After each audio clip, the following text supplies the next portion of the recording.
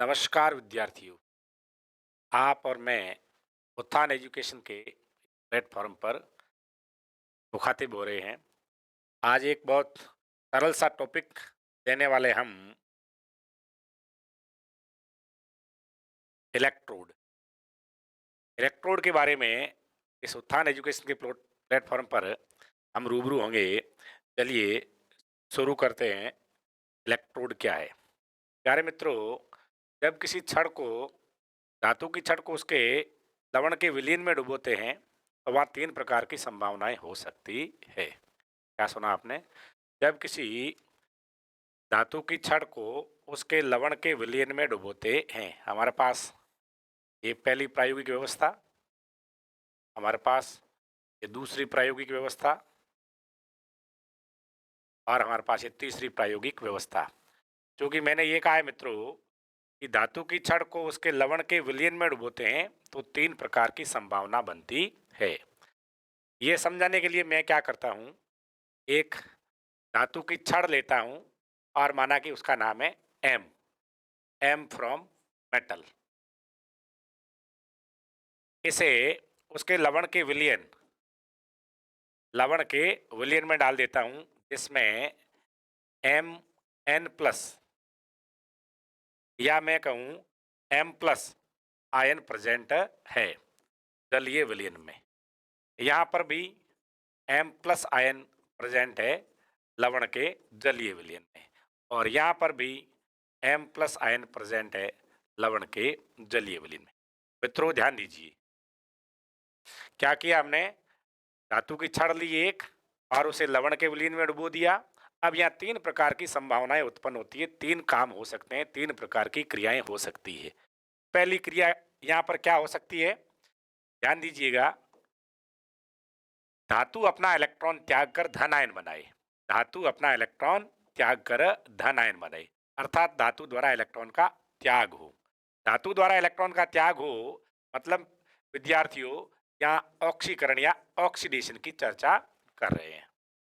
दूसरी कंडीशन बनती है धातु इलेक्ट्रॉन ग्रहण करे। धातु इलेक्ट्रॉन ग्रहण करे।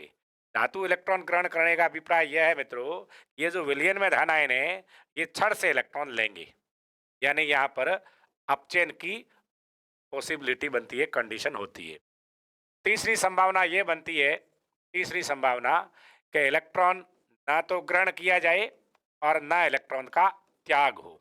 इलेक्ट्रॉन ग्रहण भी नहीं हो और इलेक्ट्रॉन त्याग भी नहीं हो, यानी इलेक्ट्रॉन की लूजिंग भी नहीं हो और इलेक्ट्रॉन की गेनिंग भी नहीं हो।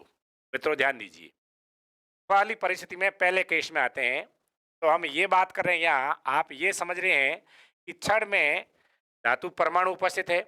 हम पहले से इस बात से वाकिफ हैं कि धातु मुक्त इलेक्ट्रॉनों के समुद्र में डूबे हुए कर्नेल होते हैं। धातु अपने द्वारा संयोजी कोश के त्यागे गए इलेक्ट्रॉन और उनके अंदर प्रेजेंट धातु धनायन होते हैं, उसको हम धातु कहते हैं। ठीक है, तो छड़ पर धातु धनायन और इलेक्ट्रॉन दोनों मौजूद है। विलयन में केवल धातु के धन आयन है। विलयन में केवल धातु के धन आयन है, और लवण की बात करें तो ऋणायन भी प्रेजेंट है, लेकिन उनसे धातु का लेना देना नहीं है। जब छड़ मित्रों विलयन में डूबी रहेगी, यदि धातु की इलेक्ट्रॉन त्यागने की टेंडेंसी अधिक है, क्या समझ रहे हैं? धातु की इलेक्ट्रॉन त्यागने की टेंडेंसी अधिक है। धातु की इलेक्ट्रॉन त्यागने की टेंडेंसी अधिक है। क्या बोला मैं? धातु की इलेक्ट्रॉन त्यागने की टेंडेंसी अधिक है। टेंडेंसी माने प्रवृत्ति अधिक है।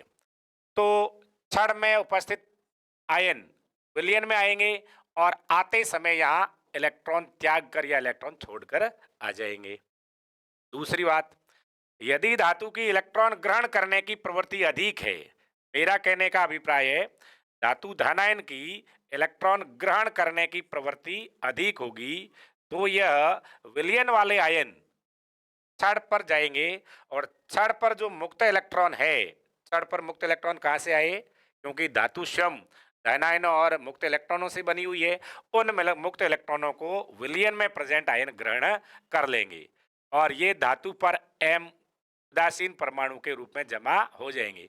छड़ में से इलेक्ट्रॉन निकल जाने की वजह से विलयन के आयनों द्वारा क्षण से इलेक्ट्रॉन ले लिए जाने के कारण, एक्सेप्ट करने के कारण, गैन करने के कारण, ग्रहण कर लिए जाने के कारण इस पर धनावेश उत्पन्न, इस पर माने क्षण पर धनावेश उत्पन्न हो जाएगा। और जो विलयन में धातु धनायन प्रेजेंट थे, धातु का आयन थे, वो क्षण पर उदासीन परमाणुओं के रूप में निक्षेपित, डिपोजिट हो जाएंगे। तीसरी स्थिति की बात करते हैं। प्यारे विद्यार्थियों, बड़ी सरल है। अब यहाँ पर क्षण पर धातु के परमाणु M सॉलिड प्रेजेंट है, विलयन में M प्लस आयन, धातु के आयन प्रेजेंट है। इन दोनों के मध्य किसी प्रकार की इलेक्ट्रॉन ग्रहण करने या इलेक्ट्रॉन त्यागने की क्रिया नहीं हो रही है। यानी ना तो धातु में से धातु धन आयन विलयन में जाते हैं और ना विलयन वाले धन आयन यहाँ आते हैं। यानी यहाँ किसी प्रकार की इलेक्ट्रॉन आदान प्रदान, इलेक्ट्रॉन के त्यागने की या इलेक्ट्रॉन ग्रहण करने की क्रिया नहीं हो रही है। ठीक है मित्रों, ये सामान्य स्थिति है और इसे हम कुछ नाम नहीं देते हैं। हमारे इलेक्ट्रोकेमिस्ट्री में, हमारे आज के इस टॉपिक में इस क्रिया का, इस उपकरण का कोई महत्व, योगदान नहीं है। क्लियर? तो हम इसको भूल जाते हैं, इसको एक साइड में कर देते हैं। अब हम दोनों स्थितियों पर विचार करते हैं। जब क्षण के परमाणु आयन के रूप में विलयन में जाएं और क्षण पर इलेक्ट्रॉन त्याग दें, यानी ऑक्सीकरण हो। क्या हो मित्रों?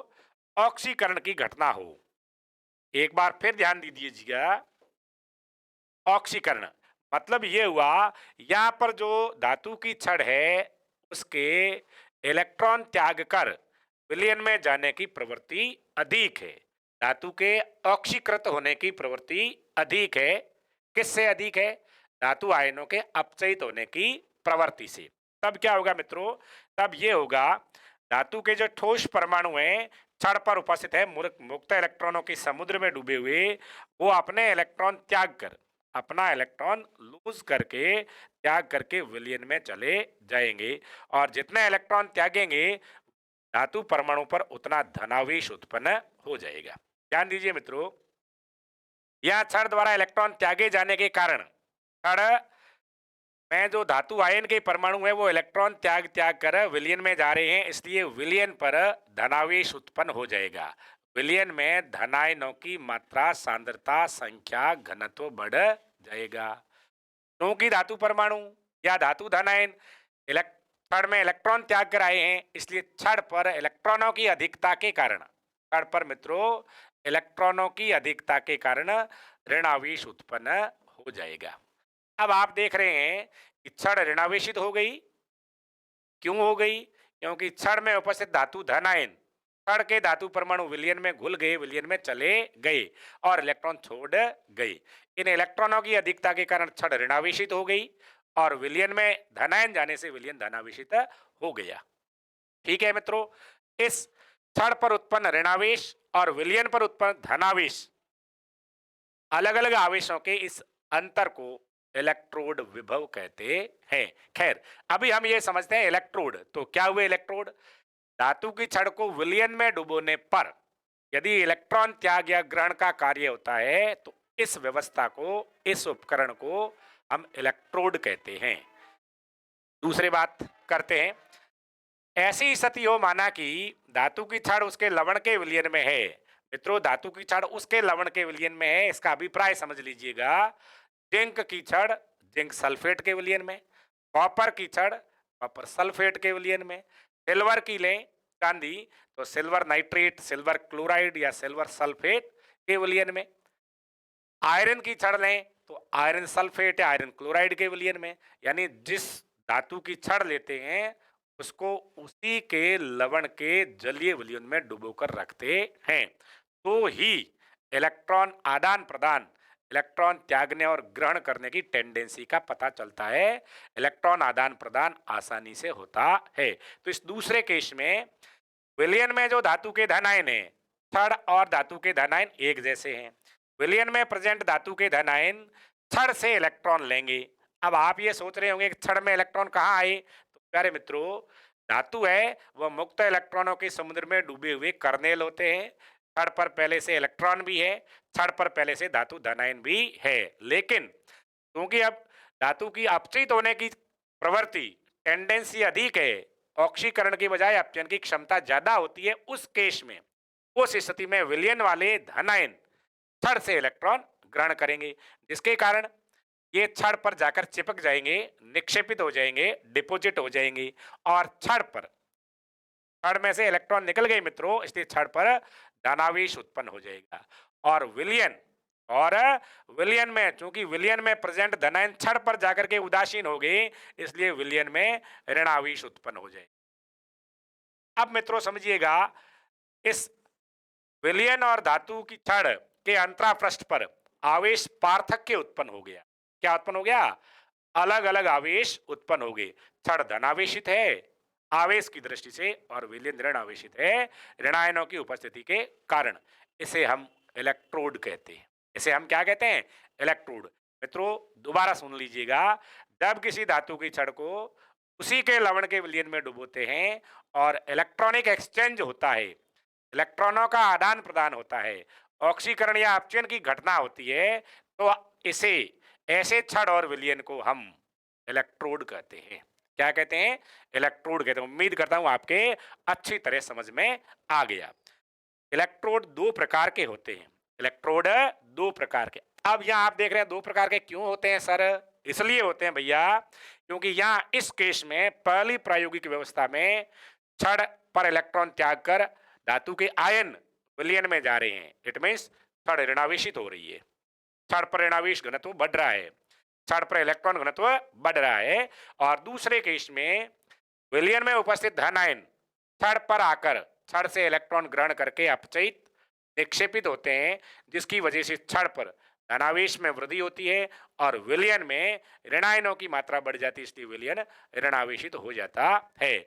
इस प्रकार से या इस कारण से इलेक्ट्रोड के दो प्रकार हुए। कितने प्रकार हुए? दो प्रकार। यहां पर पहले केस में चूंकि यहां ऑक्सीकरण होता है, क्या होता है मित्रों? ऑक्सीकरण। इसलिए इस इलेक्ट्रोड को आईयूपीएसी ने हमने नाम दिया है, नाम सीखेंगे एनोड। इसे एनोड कहेंगे, इसे एनोड कहेंगे। और ये दूसरे वाला जो इलेक्ट्रोड है जिसमें अपचयन की घटना हो रही है, इसे हम कैथोड कहेंगे। यानी जिस इलेक्ट्रोड पर ऑक्सीकरण होता है वह एनोड होता है, और जिस इलेक्ट्रोड पर अपचयन होता है वो कैथोड होता है। क्लियर? तो दो प्रकार के इलेक्ट्रोड हो गए, एनोड एवं कैथोड। ऑक्सीकृत होने वाला इलेक्ट्रोड छड़ एनोड, अपचयित होने वाली छड़ या इलेक्ट्रोड कैथोड। अब बेटा कोई सा भी सेल हो, चाहे विद्युत रासायनिक सेल हो, चाहे विद्युत अपघटनी सेल हो, एनोड पर हमेशा ऑक्सीकरण होगा, कैथोड पर हमेशा अपचयन होगा।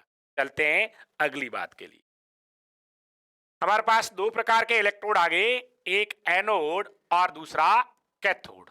एक हो गया एनोड और दूसरा इलेक्ट्रोड है कैथोड। मैं उम्मीद करता हूं कि आपको यह समझ में आकर ही रहेगा। कितना भी प्रयास करेंगे ना तो भी आपके समझ में आकर ही रहेगा, जबरदस्ती समझ में आएगा, क्योंकि समझाने का जो तरीका है ना वो इतना आसान और इतना इजी है। एनोड क्या कहेंगे? एनोड वह इलेक्ट्रोड जिस पर ऑक्सीकरण होता है। डियर स्टूडेंट्स ध्यान दीजिएगा, वह इलेक्ट्रोड जिस पर ऑक्सीकरण की क्रिया होती है या ऑक्सीकरण होता है वह एनोड होता है। और जिस इलेक्ट्रोड पर अपचयन होता है, बेटा सेल कोई सा हो, सेल किसी भी प्रकार का हो जिस पर अपचयन होता है वह कैथोड होता है। शायद नहीं भूलेंगे, जहां ऑक्सीकरण होता है वो एनोड और जहां अपचयन होता है वो कैथोड होता है। ऑक्सीकरण पर किस प्रकार की क्रिया होती है? ऑक्सीकरण पर ये एस एक धातु का परमाणु है, यह अपने इलेक्ट्रॉन त्यागता है और M+ एक्वस आयनों में तब्दील हो जाता है। यहां पर M विलयन में प्रेजेंट कोई धातु धन आयन है और ये इलेक्ट्रॉन ग्रहण करते हैं। कहां से? छड़ से ग्रहण करते हैं, छड़ से इलेक्ट्रॉन ग्रहण करते हैं और M सॉलिड, M धातु उदासीन परमाणु के रूप में छड़ पर निक्षेपित हो जाते हैं। ये हुआ एनोड और वो हुआ कैथोड। यहां पर धातु परमाणु छड़ से विलयन में जाते हैं, छड़ से विलयन में जाते हैं, छड़ से विलयन में जाते हैं। इसलिए छड़ की मोटाई, छड़ का द्रव्यमान, छड़ का द्रव्यमान या छड़ की मोटाई में कमी आती है। छड़ की मोटाई में, छड़ के भार में, छड़ के मास में कमी आती है। और यहाँ विलयन से आयन आकर आकर के छड़ पर जमा होते हैं। इसलिए छड़ के द्रव्यमान में और या छड़ की मोटाई में वृद्धि होती है। समझ रहे हैं मेरी बात? मैं यूं कह दूं कि कैथोड पर डिपोजिशन हो रहा है, कैथोड पर विलयन से आयन निक्षेपित हो रहे हैं, जमा हो रहे हैं, निक्षेपण हो रहा है, वहां आकर चिपक रहे थे। और यहां पर निक्षेपण नहीं हो रहा है। यहां पर विलयन की सांद्रता या विलयन में जा रहे हैं, विलयन में जा रहे हैं। कौन जा रहे हैं? धातु के परमाणु। किसके रूप में? आयनों के रूप में जा रहे हैं। क्लियर हुआ? एनोड और कैथोड। अगली बात करते हैं मित्रों, इलेक्ट्रोड विभव क्या है? इलेक्ट्रोड विभव क्या है? माना कि हम अलग अलग छड़ें लें, माना कि हम अलग अलग धातु की छड़ लेकर उन्हें उसके लवण के विलयन में डुबो देते हैं।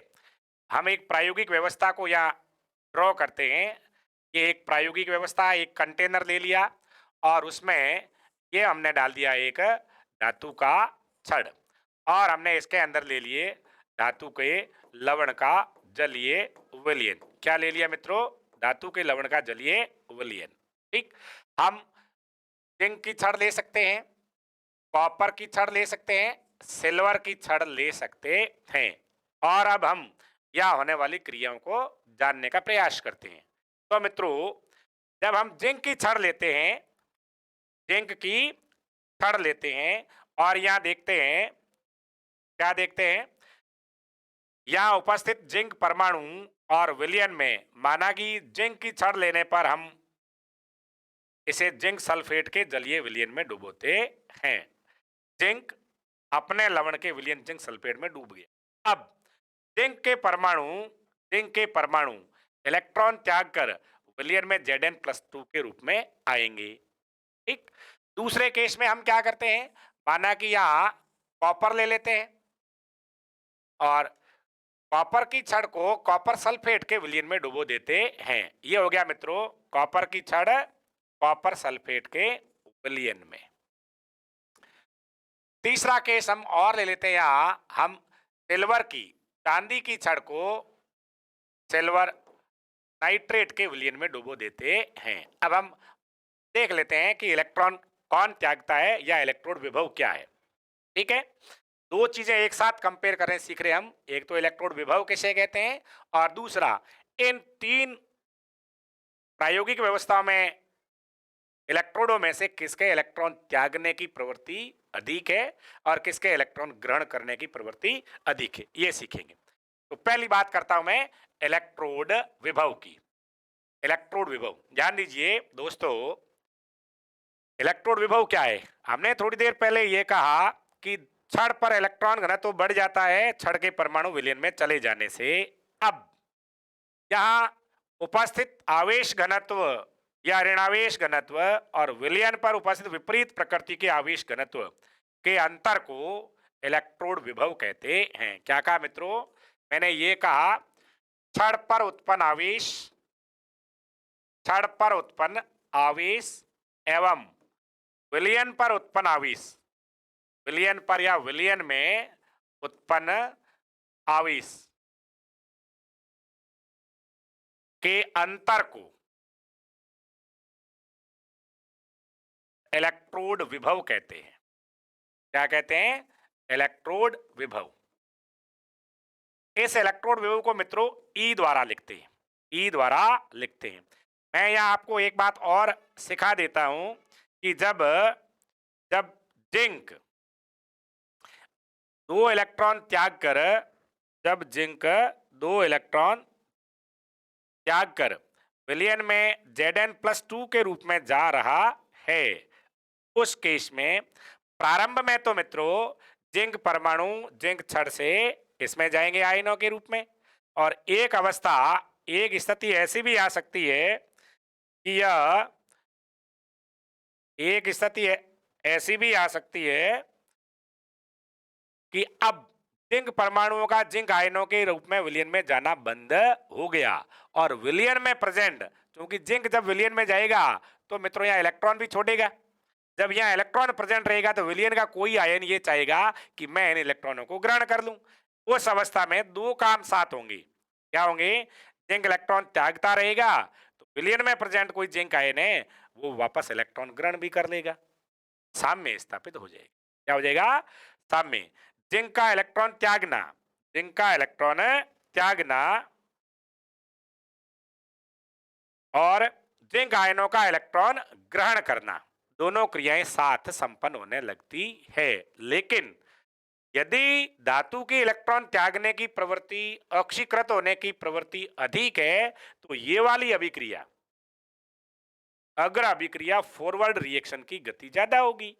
इसलिए मूल जो परिवर्तन है वो क्षण से इलेक्ट्रॉन त्यागे जाएंगे। ठीक है ना? अतः हम क्षण पर उत्पन्न आवेश और विलयन में उत्पन्न आवेश के अंतर या बोले तो इस आवेश पार्थक्य को इलेक्ट्रोड विभव कहते हैं, जिसको ई द्वारा लिखते हैं। ठीक है मित्रों, अगली बात करते हैं। यह केवल यहां नहीं होगा, दोनों केसेज में एनोड पर भी ऐसा ही होगा और कैथोड पर भी ऐसा ही होगा। अब आगे बढ़ते हैं, टॉपिक को आगे लेते हैं। यदि हमारे पास तीन अलग अलग धातुएं हैं और तीनों को उनके लवण के विलीन में डुबो दिया है तो अब कौन सा इलेक्ट्रॉन त्यागेगा, कौन सा इलेक्ट्रॉन ग्रहण करेगा, हम इन तीनों की कंपेरेटिव स्टडी करेंगे। क्या करेंगे? तीनों की कंपेरेटिव स्टडी करेंगे। पहले हम क्या करेंगे, इन तीनों को हमने देखा तो तीनों में एक जैसी प्रवृत्ति, एक जैसा प्रकरण था, यानी तीनों इलेक्ट्रोड का काम कर रहे थे। अगले केस में हम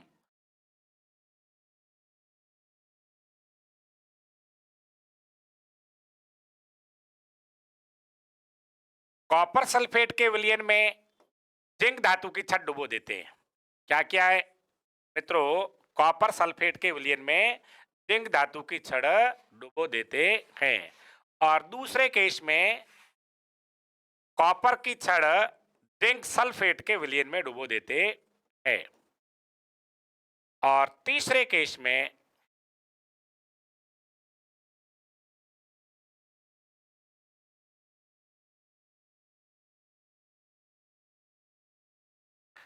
सिल्वर की छड़ वो कॉपर सल्फेट के विलयन में, अब ध्यान दीजिए अलग अलग मित्रों, यहां ध्यान देना, आप सब लोग यदि साइंस एंडेड है तो इस बात को जानते हैं कि कॉपर सल्फेट का जलीय विलयन ब्लू रंग का नीले रंग का होता है। कॉपर सल्फेट का जलीय विलयन नीला। जब इसमें हमने डुबो दी जिंक की छड़, क्या डुबोई है? जिंक की छड़ डुबोई है। तो हम लोग जानते हैं यदि जिंक के परमाणु यहाँ इलेक्ट्रॉन त्याग कर विलयन में जाते हैं, विलयन में कौन प्रेजेंट है? कॉपर +2 है और सल्फेट 2- है। यदि जिंक के परमाणु इलेक्ट्रॉन त्याग कर विलयन में जाते हैं किसके रूप में? Zn+2 के रूप में। माना कि सपोज, कल्पना की है मैंने, माना कि जिंक के परमाणु इलेक्ट्रॉन त्याग कर जिंक आयनों के रूप में कॉपर के विलयन में जाते हैं।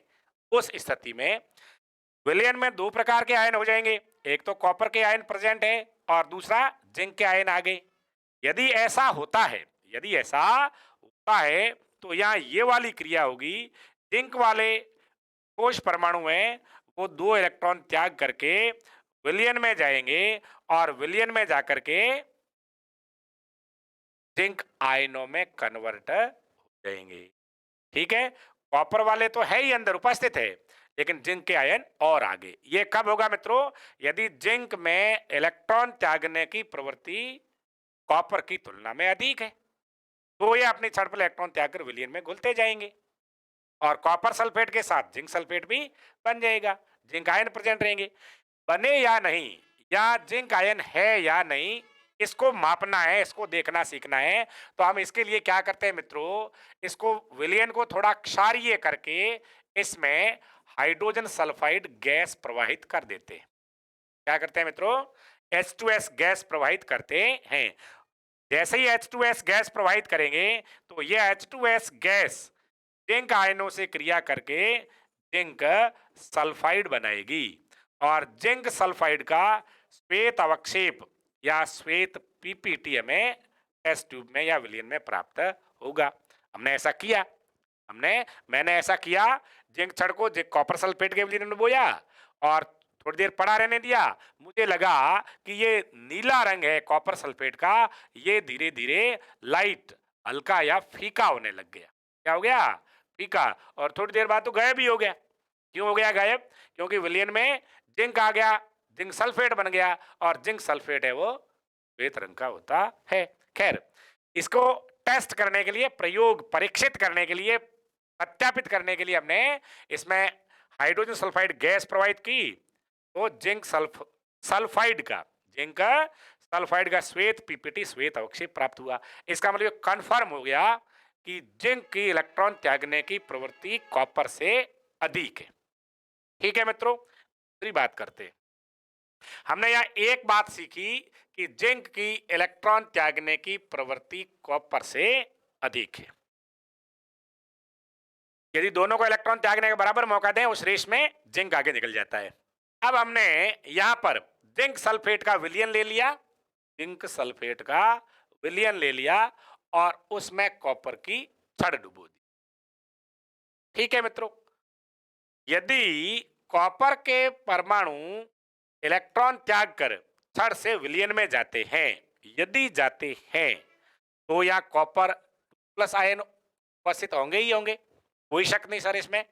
यदि ये कॉपर आयन उपस्थित होंगे, इस केस में यदि हम विलयन में हाइड्रोजन सल्फाइड गैस प्रवाहित कर दें तो हमें कॉपर सल्फाइड का काला अवक्षेप प्राप्त होना चाहिए, ये प्राप्त नहीं होता है। मैंने प्रयोग में ऐसा देखा, जब कॉपर की छड़ को जिंक सल्फेट के विलयन में डालते हैं, उसमें विलयन में कॉपर के आयन नहीं जाते, विलयन में कॉपर के आयन नहीं जाते हैं। यानी कॉपर के आयन नहीं जाने का मतलब कॉपर के इलेक्ट्रॉन त्यागने की प्रवृत्ति जिंक से अधिक नहीं है।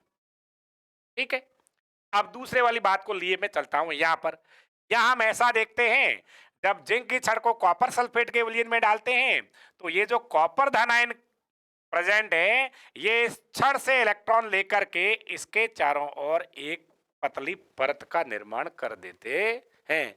ये भी देखा कि जो जिंक की छड़ सफेद रंग की थी, उसके ऊपर हल्का लाल रंग आ गया कॉपर परमाणु के अपचयन से। खैर, अब हमें ये पता चल गया कि जिंक इलेक्ट्रॉन त्यागने की प्रवृत्ति ज्यादा रखता है, कॉपर में इलेक्ट्रॉन त्यागने की प्रवृत्ति जिंक से कम है। दोनों को यदि एक साथ लिया जाए तो जिंक के इलेक्ट्रॉन कॉपर ग्रहण करेगा, या यूं कहूं जिंक इलेक्ट्रॉन त्यागेगा, कॉपर इलेक्ट्रॉन ग्रहण करेगा। अगले केस में आते हैं। यदि हम इसको मैं थोड़ा बदल देता हूं, यदि हम कॉपर की छड़ को, किसकी छड़ को मित्रों? कॉपर की छड़ को सिल्वर नाइट्रेट के विलयन में डुबोता हूं, कॉपर की छड़ को सिल्वर नाइट्रेट के विलयन में डुबो देता हूं। अब मैं देखता हूं क्या होता है। दो प्रकार की स्थितियां बन सकती है। जिसके इलेक्ट्रॉन त्यागने की प्रवृत्ति अधिक है वो विलयन में जाएगा, और जिसके इलेक्ट्रॉन त्यागने की प्रवृत्ति कम है वो विलयन से छड़ पर जाएगा। तो मैंने ये देखा कि यहाँ कॉपर की छड़ जो लाल रंग की है और सिल्वर नाइट्रेट का विलयन जो रंगहीन है, जो कैसा है? रंगहीन है। यह कॉपर के छड़ के कॉपर परमाणु इलेक्ट्रॉन त्याग करके सिल्वर नाइट्रेट के विलयन में Cu2+ के रूप में आ जाते हैं। क्या पता आगे प्रायोगिक टेस्ट करते हैं। हमने यहाँ क्या किया, इस विलयन से थोड़ा सा विलयन निकालकर उसमें हाइड्रोजन सल्फाइड गैस को प्रवाहित किया। जैसे ही हमने हाइड्रोजन सल्फाइड गैस को इस विलयन में प्रवाहित किया तो विलयन में कॉपर सल्फेट बनने से काला अवक्षेप प्राप्त हो गया, यानी विलयन का रंग काला आ गया। काले रंग का तो कॉपर सल्फाइड होता है। और कॉपर सल्फाइड बना क्यों? इसलिए बना क्योंकि जो तांबे की छड़ थी उसमें तांबे के परमाणु इलेक्ट्रॉन त्याग कर Cu2+ आयनों के रूप में आ गए। Cu2+ आयनों के रूप में आ गए, ये विलयन बन गया कॉपर नाइट्रेट का। और इस कॉपर नाइट्रेट के विलयन में जब हम हाइड्रोजन सल्फाइड गैस प्रवाहित करते हैं, वो कॉपर सल्फाइड का स्वाभाविक रूप से काला अवक्षेप बनाएगी। तो हमने ये सीखा कि अब यहां पर सिल्वर के परमाणु छड़ पर प्रेजेंट इलेक्ट्रॉनों को ग्रहण करके इसके चारों ओर निक्षेपित होने लगते हैं। और जो तांबे की छड़ लाल रंग की, हल्के लाल रंग की होती है, उस पर चांदी की परत जमती है, धीरे धीरे सफेद होने लगती है। इलेक्ट्रोप्लेटिंग प्लेटिंग हो रहा है। खैर, हम यहां पर इस केस से ये सीखते हैं मित्रों कि इलेक्ट्रॉन त्यागने की प्रकृति चांदी की तुलना में, सिल्वर की तुलना में कॉपर की अधिक है। बात समझ में आ गई? हमने क्या किया, तीन अलग अलग धातुओं की छड़ उनके लवण के विलयन में ली और पारस्परिक कंपैरेटिव स्टडी की कि किसमें इलेक्ट्रॉन त्यागने की या ऑक्सीकृत होने की प्रवृत्ति अधिक है। ठीक है मित्रों, यहाँ तीन प्रयोगों हमने ये देखा, मैंने ये समझाने का प्रयास किया कि इलेक्ट्रॉन त्यागने की प्रवृत्ति जिंक में सर्वाधिक है, उसके बाद कॉपर में है और उसके बाद सिल्वर में है। यदि इन तीनों को उनके लवणों के विलयन में डुबो कर रखते हैं तो जिंक पहले इलेक्ट्रॉन त्यागेगा, कॉपर फिर त्यागेगा और सिल्वर सबसे फिर त्यागेगा। इनके इलेक्ट्रॉन त्यागने की प्रकृति यानी ऑक्सीकृत होने की प्रवृत्ति को हम ऑक्सीकरण विभव कहते हैं। क्या कहते हैं? ऑक्सीकरण विभव कहते हैं। और यदि इसका उल्टा हो, कोई कण या इलेक्ट्रोड इलेक्ट्रॉन ग्रहण करे तो उनके इलेक्ट्रॉन ग्रहण करने की प्रवृत्ति को अपचयन विभव कहते हैं। मित्रों, क्या जिंक की छड़ को अलग अलग सांद्रता के विलयन में डुबोएं, जिंक की छड़ को अलग अलग सांद्रता के विलयन में डुबोएं, उस केस में इलेक्ट्रोड विभव का मान, आवेश पार्थक्य का मान, छड़ पर उत्पन्न आवेश और विलयन में उपस्थित आवेश में अंतर क्या सदैव बराबर होगा? जी नहीं, बिल्कुल नहीं, बराबर नहीं होता। मैं आपको सिखाने के लिए ले जा रहा हूं इलेक्ट्रोड विभव को प्रभावित होने वाले कारक, इलेक्ट्रोड विभव को प्रभावित करने वाले कारक।